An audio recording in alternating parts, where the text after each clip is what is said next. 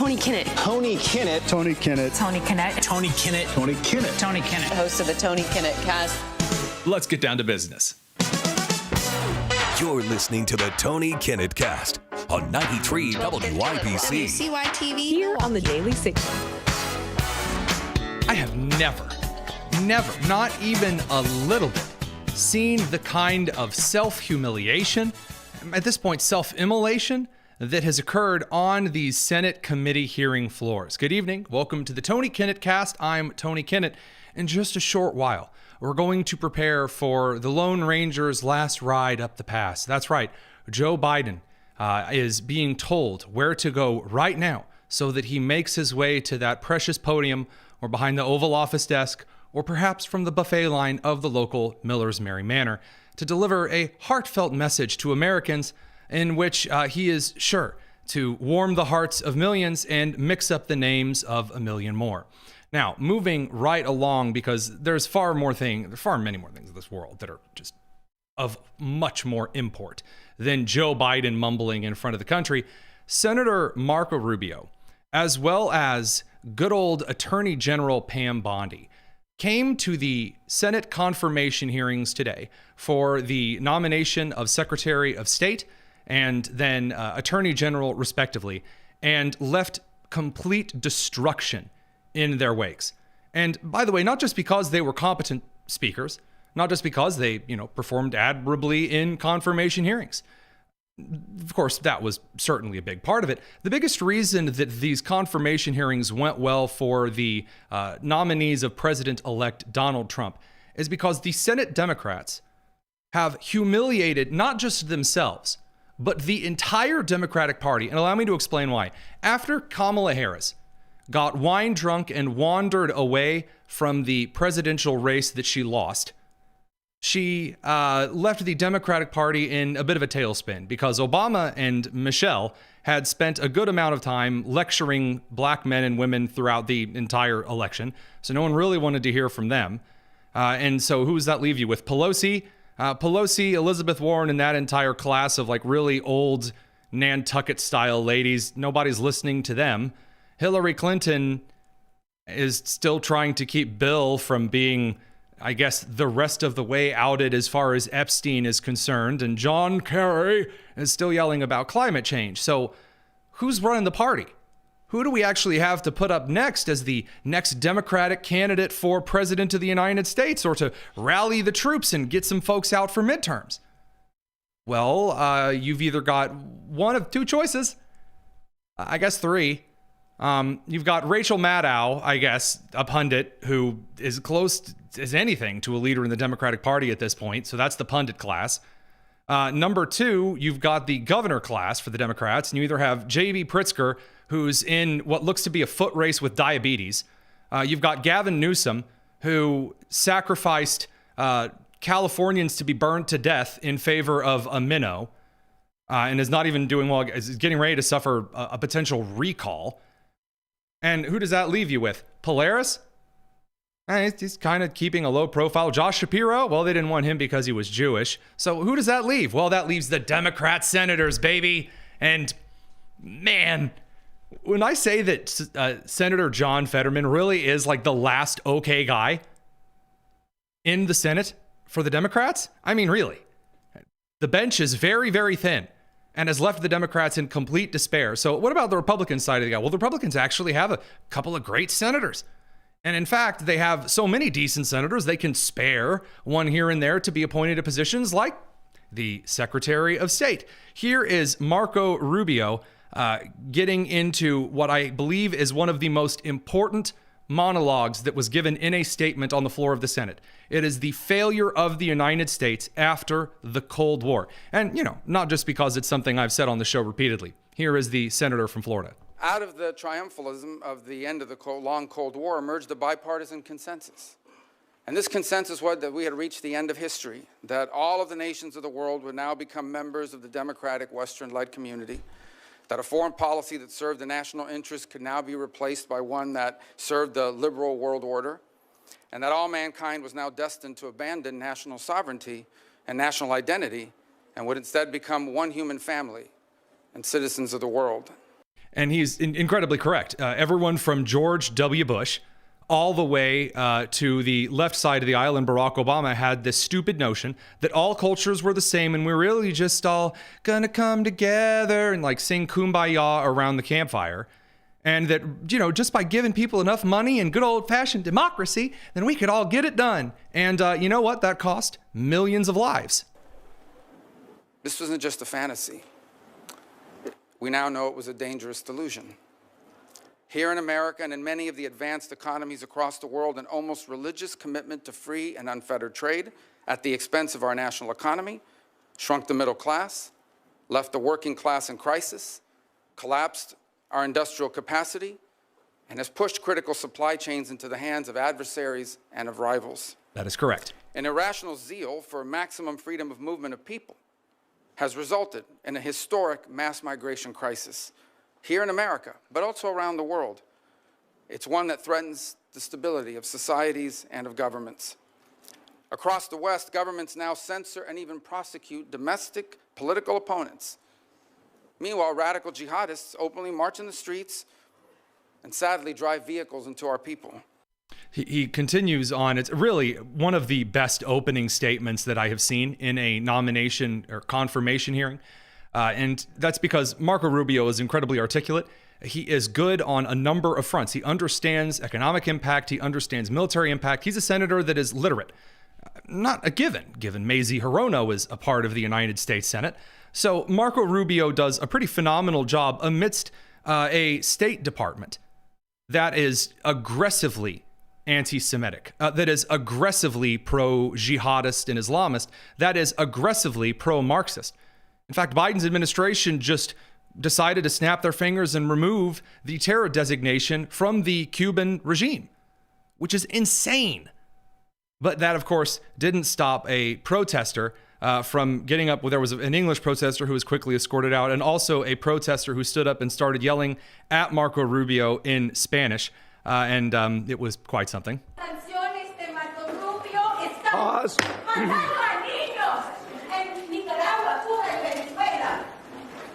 So what she was yelling, for those of you who don't speak Spanish and didn't, spend a little bit of time sweating with some individuals up on rooftops, as I did in college, he said the sanctions of Marco Rubio are killing our sons, or our children, and from Nicaragua, from Cuba, and Venezuela. It's not the oppressive governments that are, killing their own people in Nicaragua and Venezuela and Cuba. No, it's because a Republican senator said, we don't like communism. Yeah, protesters really showing themselves inteligente. So, moving right along, Rubio hits the nail on the head of the biggest geopolitical threat at the present time, which is, as any fourth grader should be able to tell you, China, the Chinese Communist Party, all the way from TikTok, who petulant children are whining about, an actual Chinese spyware app, all the way to international trade routes, as well as in the new naval race. Here's Senator Rubio on China. If we stay on the road we're on right now, in less than 10 years, virtually everything that matters to us in life will depend on whether China will allow us to have it or not. Everything from the blood pressure medicine we take to what movies we get to watch, and everything in between, we will depend on China for it.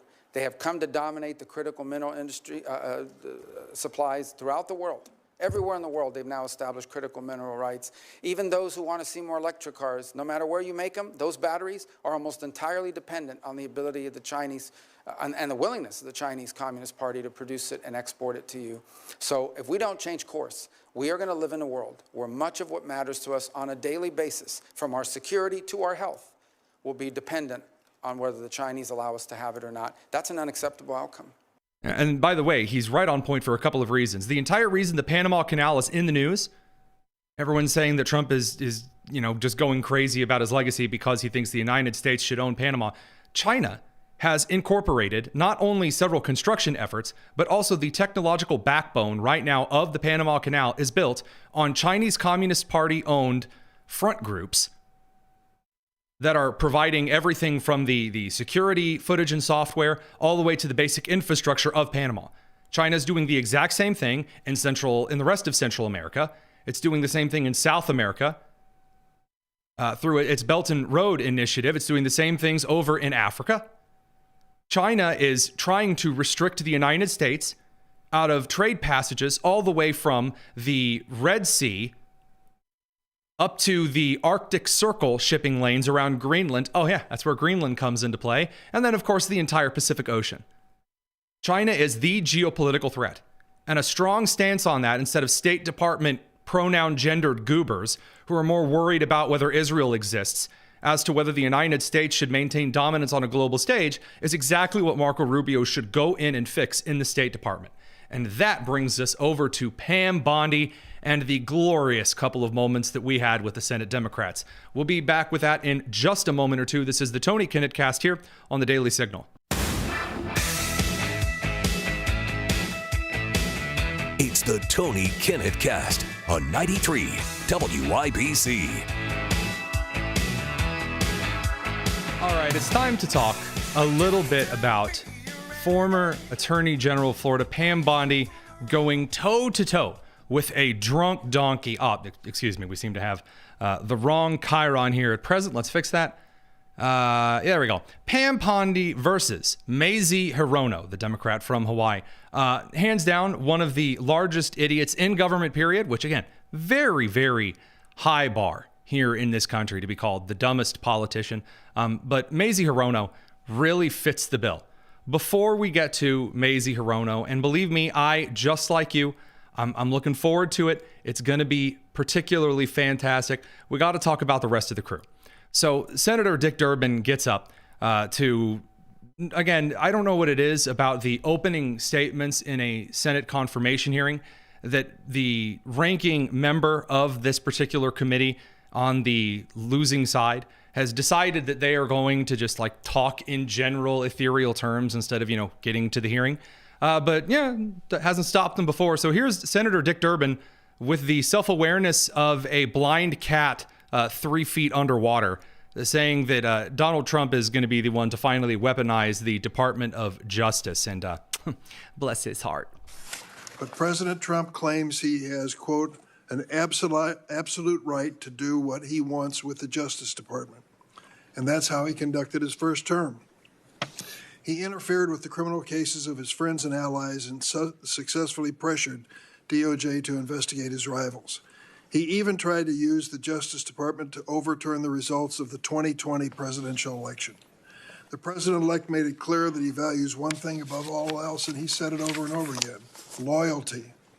Speaking about Attorney General Sessions, Donald Trump said, quote, "The only reason I gave him the job is because I felt loyalty. He was an original supporter."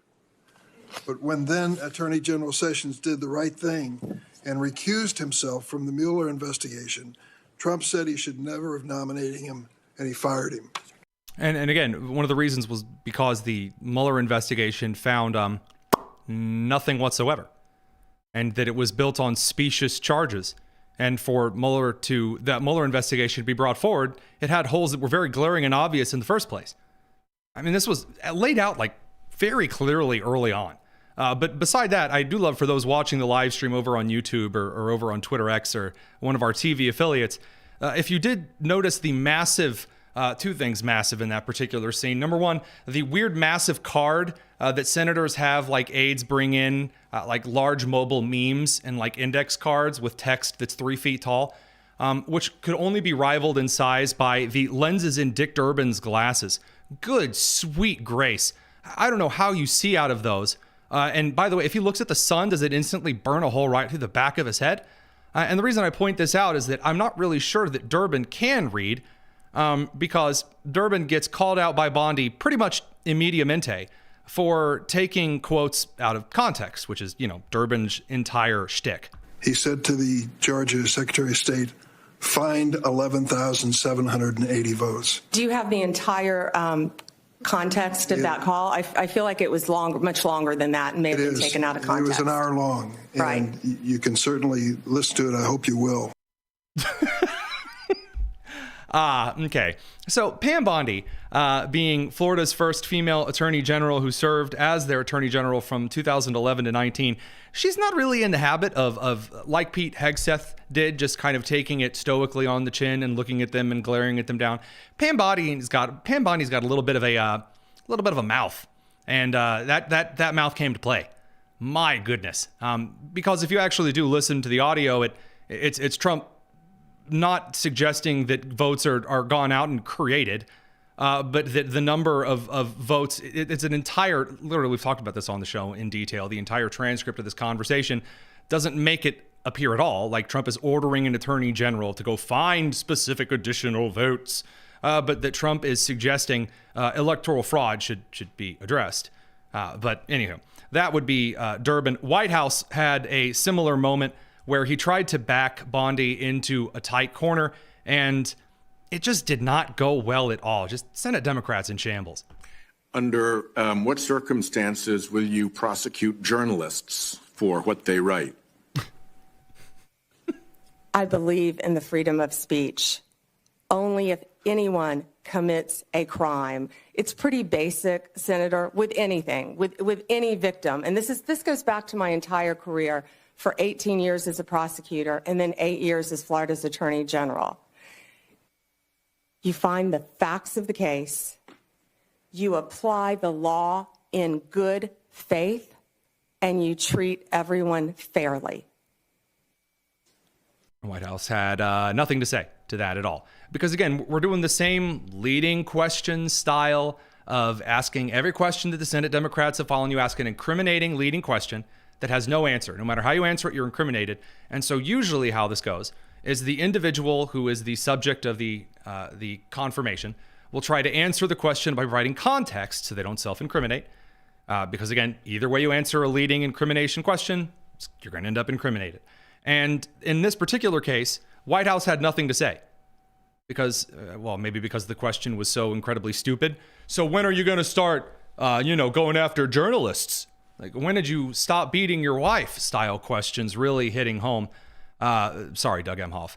So moving right along, I will touch on Adam Schiff very briefly. He also got just slapped right in the jaw, including his face rubbed in the dirt on being censored from the House, which is just a real chef's kiss moment.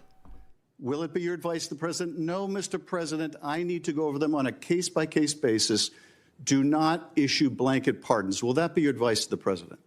Senator, I have not looked at any of those files. If confirmed, I will look at the files and for will the you be able to pardons, as well will as you the be able to ongoing review investigation. hundreds of cases on day one? I will look at every file I am asked to look at. Of course you won't. So will you advise the president? Can I answer the question? Well, my question I would is, have plenty of staff. You said, of course you want. You'll be able to review Listen, I'm hundreds not of going to cases on the first day? mislead this body, nor you. All right, let me ask another question. You don't want to answer that. Let me ask You were another question. censured by Congress, Senator, for comments just like this that are so reckless. And there we go. So again, the classic Schiff style that we're actually going to see from Mazie Hirono here in just a moment is, again, you interrupt them in the middle of their question. As soon as the individual doesn't say yes or no or true or false or whatever false binary that the leading question put forward, and while they're trying to provide context, say, oh, so you're not answering that question. Yes. Well, again, correctly so, Adam Schiff, when he was in the House, did get censured because that is unbecoming, first of all. Number two, it's gross and false, and the chairman of the committee should rightly call that out. Although I'm not really sure where the chairman of the committee was in the last couple of days. Maybe it's just better to let people like Mazie Hirono from Hawaii just exhibit the incredible stupidity that they have just in front of everyone. But Hirono starts off in a really rough spot. The really rough spot would be that Mazie Hirono was the only Senate Democrat that rejected a meeting with Pam Bondi, which rejecting to meet with Pam Bondi is kind of wild because Pam Bondi is one of the more milquetoast individuals as far as like a long-term Republican career. Probably overqualified for this position. But anyway, here's Pam Bondi pointing out very clearly that Hirono is ridiculous because she didn't even meet with her. Senator Hirono, I wish you had met with me. Had you met with me, we could have discussed many things and gotten to know. I'm listening to you now. Could you respond to the question? Yeah, you were the only one who refused to meet with me, Senator. But what we would have discussed is that it is the job of the Attorney General I'm very happy to listen to your responses under. I love that, by the way. So, she starts to answer the question. I'm very happy to listen to you. Fantastic stuff.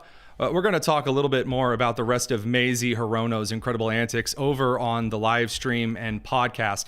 The radio folks, you'll join us in just a second. It's the Tony Kinnett Cast here on the Daily Signal. Hey. And then we get to Hirono's just some of the craziest stuff that I have seen in some time. So Mazie Hirono made the rather bold case to ask Pam Bondi if she had been swapping out any sexual favors, which, coming from the Senate Democrats, is that is certainly something that one could ask about, and just wow. As part of my responsibility to ensure the fitness of all nominees, I ask the following two initial questions.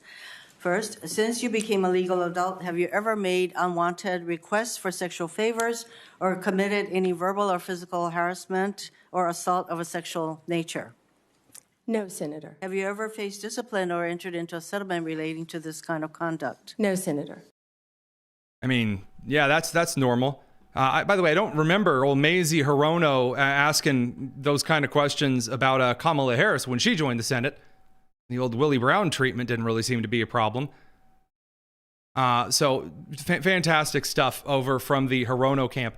My personal favorite, though, was when Hirono and Bondi clashed over the border. This was a particular favorite. During the election, during the campaign. First, are the felons convicted of breaking into the Capitol on January 6th hostages or patriots? I'm quoting Trump. As President-elect Trump has said repeatedly, do you agree with his characterization of the felons that I referred to? I am not familiar with that statement, Senator. I just familiarized you with that statement. Do you agree with that statement? I'm not familiar with it, Senator. No answer. He has also said illegal immigration is poisoning the blood of our nation. He said that in December 2023. Do you agree with that statement? Senator, I am not familiar with that statement, but what I can tell you is I went to the border a few months ago. I went to Yuma, Arizona, and what I saw at that border was horrific, Senator. It was horrific. Ms. Bondi, I went to a rape crisis center. That is If I could not my finish, question. I went to a rape crisis center. Well, I'm not familiar with the statement, but I went to a rape crisis center. I met with Border Patrol agents. I'm sure you've been to the border as well, so I want to get to my next question. Absolutely just clocks her right in the teeth. So, of course, as you've gathered, the Senate confirmation hearings are essentially just political banter wrapped up in grandstanding for your party. The problem is who the Democrats have to step up to the plate is an individual who could probably not tie her shoes with help. And so Pam Bondi just turns around and clocks her when Hirono's trying to do her little smug suburban wine mom thing. And it really is just not going well. We're going to begin the next segment with a statement from Senator Ted Cruz, who frames this just phenomenally. And then a little bit from Joe Biden and Merrick Garland patting themselves on the back. Just a real precious moment for the country. It's the Tony Kinnett Cast here on the Daily Signal.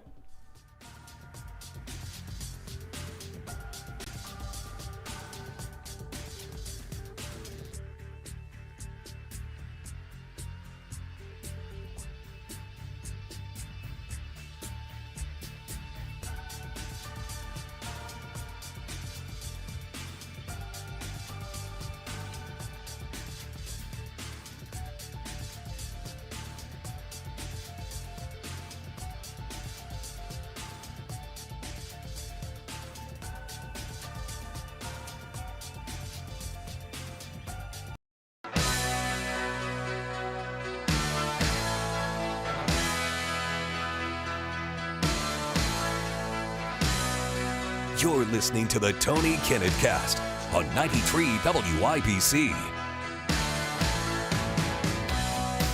Now, Senator Cruz, who will be joining us on the show tomorrow, looking forward to another conversation with the senator from Texas, he had a few things to say because the lack of decorum or of taking the confirmation hearings seriously, which the Senate Democrats have displayed, which again, by the way, this is where Americans are supposed to decide on the qualifications of the nominees. That's where that entire thing is supposed to come into focus. And the Senate Democrats aren't asking any questions. They're just going, "Are you aware that you're actually Satan Hitler?"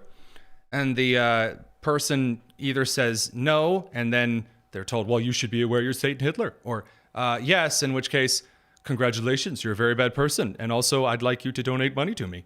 And in all likelihood, the person actually tries to answer the question with context. And then Mazie Hirono goes, "Oh, no, actually, I'm going to move on. Yes. And so Senator Cruz, again, tired of the lack of decorum, the lack of the work that is not being done on behalf of the American people, Republican or Democrat, Cruz decides to just bring things into sharp focus. I thought the exchange just a moment ago with Senator Hirono was illustrative. She asked you how you would respond if the president asked you to target his political enemies. It's rather striking because it's not a hypothetical. It has happened over the last 4 years. And I think perhaps the most tragic legacy of the Biden-Harris administration has been the politicization and the weaponization of the United States Department of Justice. And we don't need to ask hypothetically because Joe Biden publicly mused and allowed the New York Times to report it, calling on Merrick Garland, why will he not prosecute Trump more quickly? And Merrick Garland, sadly, he sat in that chair and promised to be apolitical, and he broke that promise almost the instant he walked into the Department of Justice. If you look on the west pediment of the Supreme Court of the United States, just above the entrance, there's a simple yet profound four-word phrase, equal justice under law. We have seen over the last 4 years a Department of Justice that systematically targeted the political opponents of Joe Biden and Kamala Harris, and that systematically protected his friends and allies.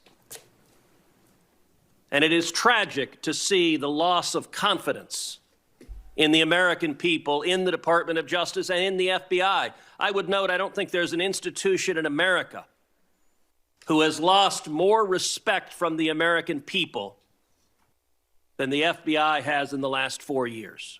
So that particular statement by Cruz illustrates realistically what Americans have an issue with the Biden administration and the current Senate Democrat class over. The institutional chaos that has gone after Americans for political reasons. And again, as Cruz directly cited, from the president's own mouth asking Garland to investigate Trump faster, staff from Merrick Garland's office taking lower paying jobs, and Alvin Bragg's office in New York right before they open up investigations on federal charges at the state level, which is not legal, against Donald Trump. It's a very, very weird situation. And that brings us to Biden's farewell address this evening. So Biden's going to get out here in a couple of minutes, and he's going to awkwardly shuffle in his presidential slippers out to the podium, or he'll be behind the office desk, probably with some type of steel brace holding him up at the chair. And then he will say some weird, musing, rambling thing that, kind of like when President Biden was trying to sign an act into law very recently. Check this out. Establishment of the Highlands National Monument. Here we go. He's signing. Fill this in. Almost. I know, Santino, I'm trying, the day of, in this hand, you'll fill in the dates here, guys? Uh-huh. All right. No, I know that, but I don't want to. Okay, imagine going through an entire administration where your job is to sign fancy things in leather folders and getting to the end of that administration and not knowing where you're supposed to sign. Yeah, I'm sure tonight is just going to go phenomenally. Here's what you can expect. Biden's going to get up in front of the country and say they've done amazing things. And if you don't think the things are amazing, it's because they had to clean up a really big mess. And because not only have to clean it, actually, it's going to take a long time for these things to sink in, And actually, we added a lot of jobs. People on the left and right have fact-checked that as complete garbage. And, we've really stabilized the world situation. Not true at all. He's going to try to take credit for an emerging hostage deal that is kind of a lackluster hostage deal at the present time between Hamas and Israel. But Trump got out in front of the country a week ago and said, quote, all hell will break loose, end quote, if a deal was not reached by the time he took office, which is, just a couple of days away. That's what shifted this hostage deal forward. No doubt Biden is going to try to take credit for it. And Biden is going to get out there and talk a lot about things that he has no business talking about, while completely ignoring some of the massive failures of his administration. For example, as Senator Tuberville pointed out quite clearly today, that last December, Secretary of Defense Lloyd Austin just vamoosed, was hospitalized, and nobody knew where the Secretary of Defense was. Nobody in the White House, nobody in Congress. The same thing happened again in June of 2023, according to Senator Tuberville. Secretary of Defense went completely off the grid. No one had any idea where he was. These are the kind of reasons why the Biden administration is in such a deep pit in the approval rating. Biden is finishing his term with one of the lowest approval ratings in U.S. history. And he's one of the only presidents we have ever seen after an election to sink even lower in the approval ratings.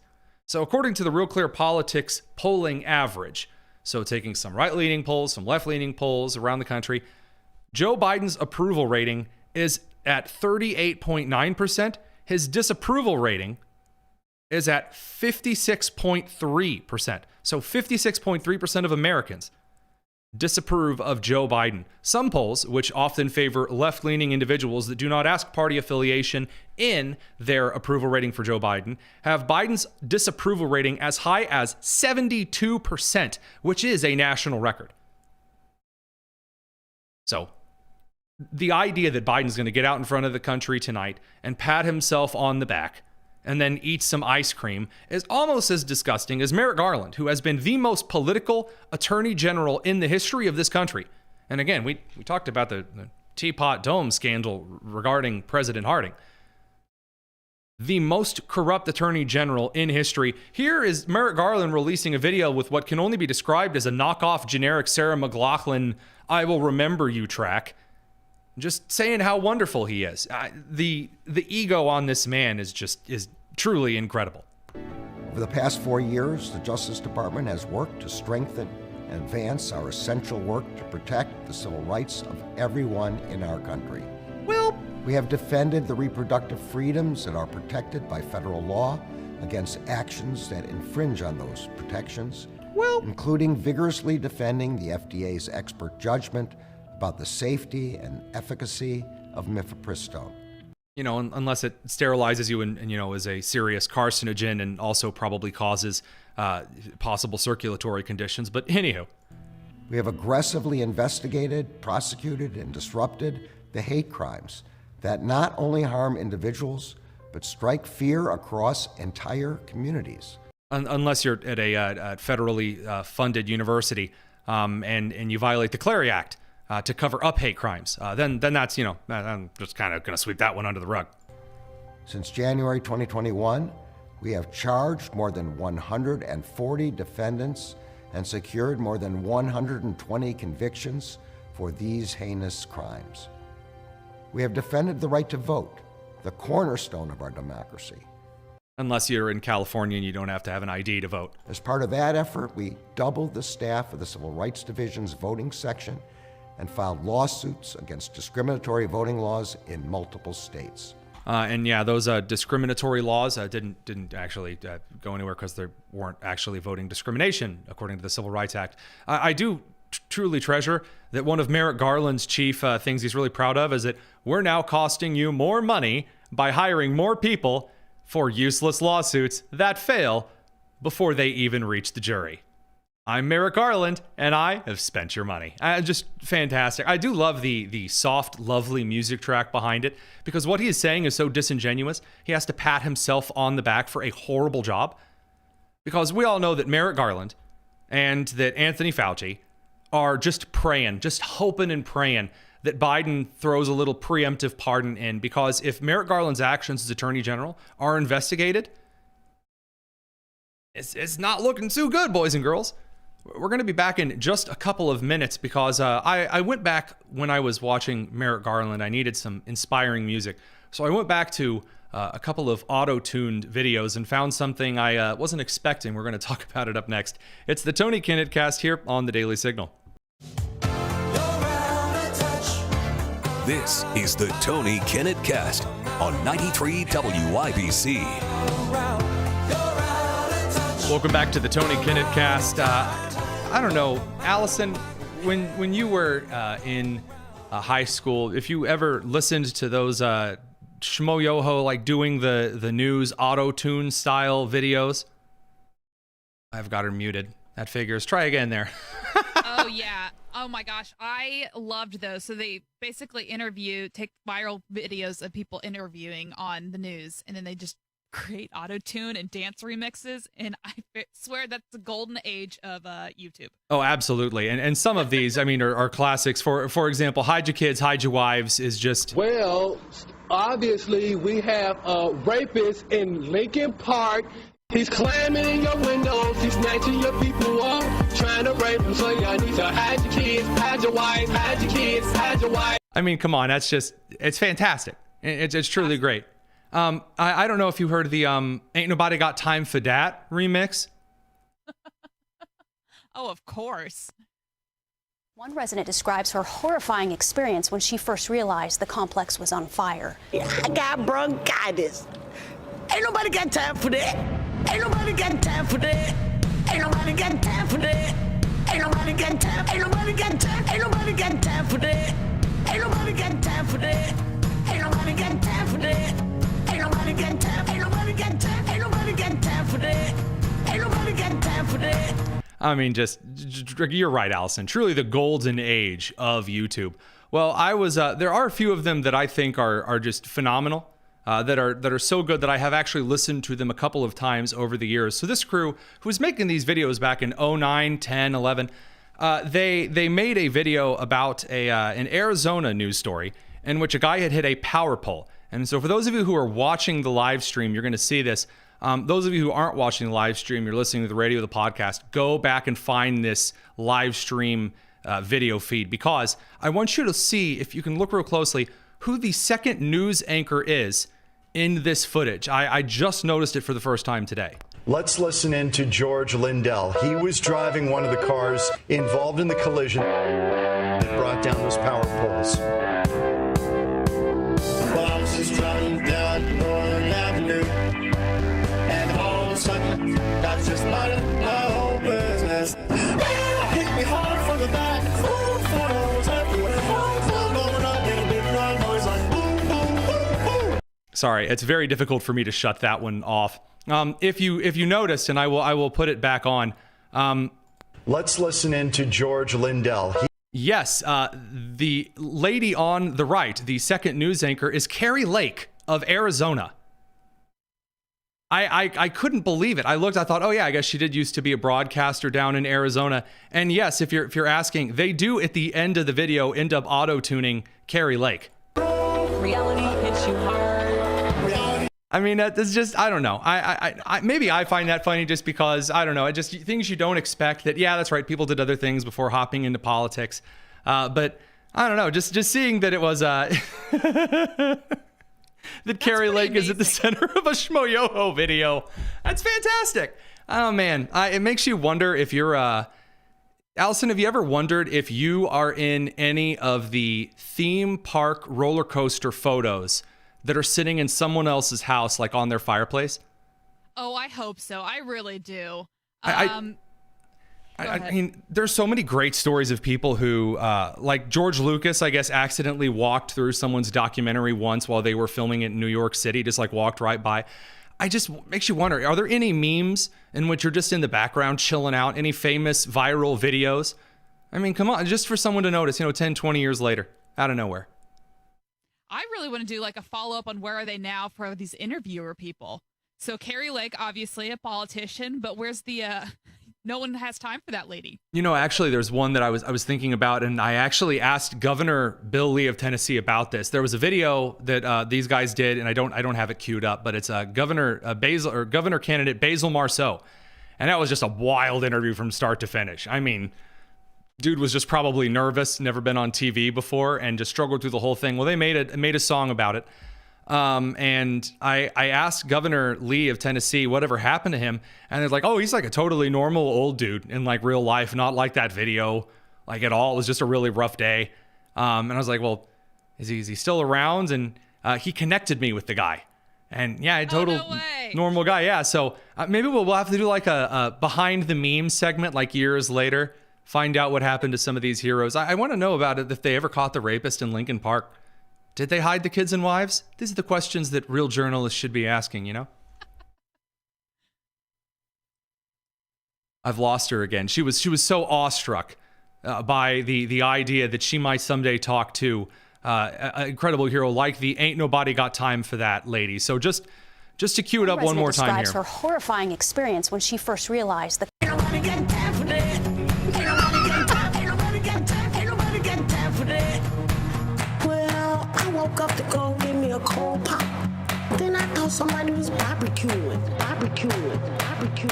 See, and they even put Easter eggs in their videos of like the older ones. See, there's the hide your kids, hide your wife. It all connects together, which so you know, catchy. It is. Oh, it's the reality hits you hard is truly just one of my favorites. Let's listen in to George Lindell. Let me see if I can get the chorus up again.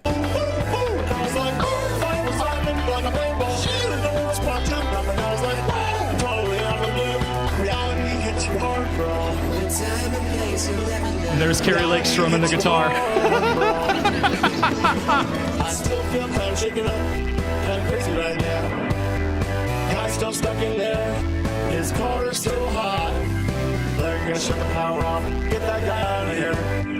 Hopefully he gets insurance card, so I can get my vehicle fixed. Hit me hard from the back, ooh, flowers everywhere. Pulled over up, made a big loud noise like boom, boom, boom, boom. And I was like, ooh, I was hiding like a rainbow. And then the spot jumped up and I was like, wow, totally out of the blue. Reality hits you hard, bro. It could be a commitment. Reality hits you hard, bro. Reality hits you hard, bro. Reality hits you hard. Oh, thank you very much, Carrie Lake. What treasured internet memes. All right, we'll be back tomorrow. We're going to head over to the president's farewell address and more Senate confirmation hearings. This has been the Tony Kinnett Cast here on the Daily Signal.